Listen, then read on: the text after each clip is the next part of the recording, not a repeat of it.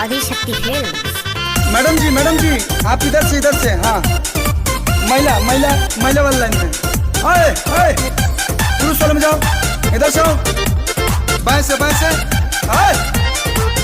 अरे उनका के ऐसे पाहे जी अंदर आया बेदी संगे हमारा परसादी चढ़ा बेदी।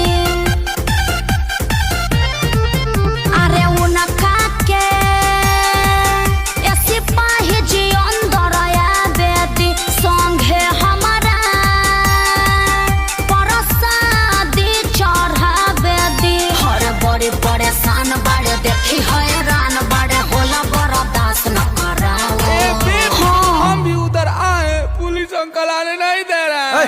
भागो यहाँ से। ढेर बोल बनू तुम्हारा बीटा वाले कपड़ा उड़ी जाए। अरे ढेर जानी बना तू या पाना के दाऊद हो, महिला के लाइन में पुरुष नटला हो। ढेर जानी बना तू या पाना के दाऊद हो, महिला के लाइन में पुरुष नटला हो। दुर्गा पूजा सेवा समिति आप सबका हार्दिक अभिनंदन करता है और करता रहेगा। अतः सारे भक्तजनों से निवेदन है कि आप सब सोशल डिस्टेंसिंग का पालन करते हुए मां का दर्शन करें। जय माता दी।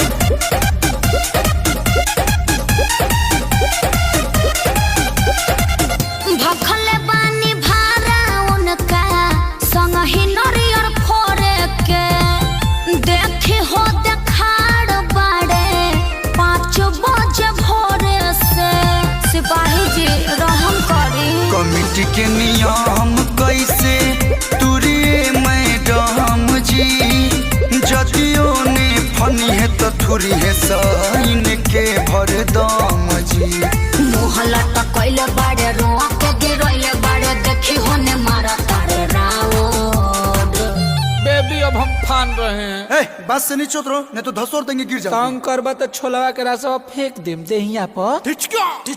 ढेर जानी बना तू या पाना के दाऊद हो, महिला के लाइन में। अरे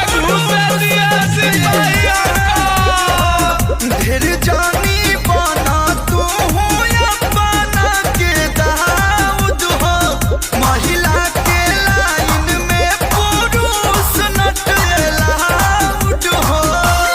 अब पिचकिया अरे रिटायर करैबा काहे प्यास।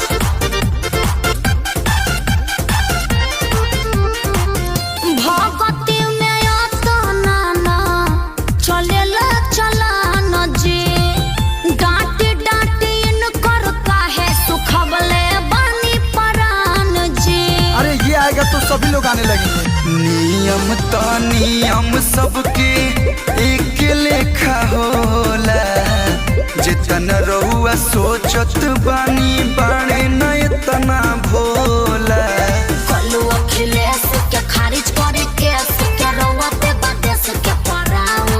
अरे सर आप इतने बड़े हो कि क्या लफड़ा में पड़े, आने दीजिए उनको। जाने दीजिए ना अंकल। अच्छा सुनो, ओढ़नी ओढ़ के नारियल चढ़ा लो।